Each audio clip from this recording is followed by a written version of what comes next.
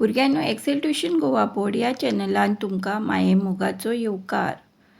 ह्या व्हिडिओन शेजारी कोण हो इयत्ता चौथेचो 15वो पाठ आमी वाचूया. तर चला सुरू करूया. पाठ 15वो. शेजारी कोण. जेजू ख्रिस्त ह्या संवसारांत आयल्यार सुमार 2000 वर्सां जालीं. ताचो जल्म एका गोरवा गोठ्यांत जालो. व्हड जातकच तो थवयाचें काम करूंक लागलो. धर्माच्या नांवान लोकांक फटोवपी, गरिबांक पिडपी लोक ताका आवडनासले.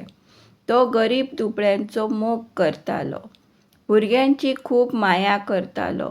माये मोगान तो समाज बदलूंक सोदतालो. ते खातीर लोकांक उपदेश करूंक तो गांवांनी भोंवूंक लागलो. एका पोल्यार मारल्यार दुसरो पोलो दिवचो म्हूण तो सांगतालो. पटकिरे आनी नाड मनीस हांचे दोश तो सभेमाजार दाखोवन दितालो. हाका लागून कारस्थानी मनशांनी ताचेर बगलाटां घालीं आनी ताका लागून खुर्सार मारपाची ताका ख्यास्त जाली. ताच्या जिवितांतली ही एक घडणूक.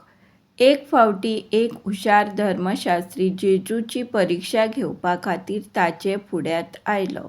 ताणें जेजूक विचारलें, गुरूजी, हांवें सासणाचें जिवीत मेळोवपाक कितें करूंक जाय? कायद्याच्या पुस्तकांनी कितें बरयल्लें आसा?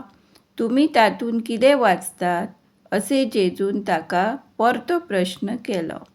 धर्मशास्त्र्यान जबाब दिलो, तूं मन ओतून काळजांत थावन देवाचो मोग कर आनी जसो तूं तुजो मोग करता तसो तुज्या शेजाऱ्याचो कर.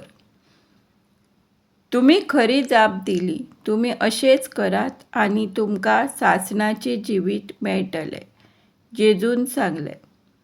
धर्मशास्त्र्यान नीट खात्री करून घेवपाक जेजूक आनीक एक प्रस्न केलो. म्हजो शेजारी कोण? ताका जबाब दिवंक जेजून गजाल सांगली ती ही. एक मनीस जेरुजाल्यांत सावन जेरिको शारांत वतालो. ताका वाटेर चोरांनी धरलो. तांणी तांचे कपडे काडून घेतले आनी ताका बरेच लडे घातले. ताका अर्द मेलो करून वाटेर उडयलो आनी ते भामटे गेले. त्या रस्त्यान एक धर्मगुरू वतालो. ताणें त्या घायाळ मनशाक पळयलो आनी तो कुशीक सरून दुसरे वाटेन गेलो. त्याच मार्गान एकलो लेवीत वतालो. तोय ताका पळोवन दुसरे वाटेन गेलो. उपरांत सामारिया गांवचो एकलो मनीस गाडवार बसून ते वाटेन वचूंक लागलो.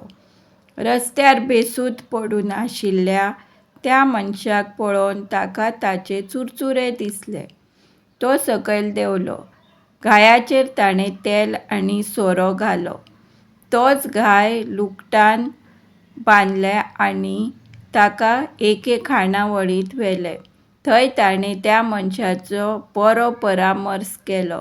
दुसऱ्या दिसा ताणें खाणावळीच्या धन्याक दुडू दिले आनी ताका सांगलें, तूं ताची सारकी बरी जतनाय घे.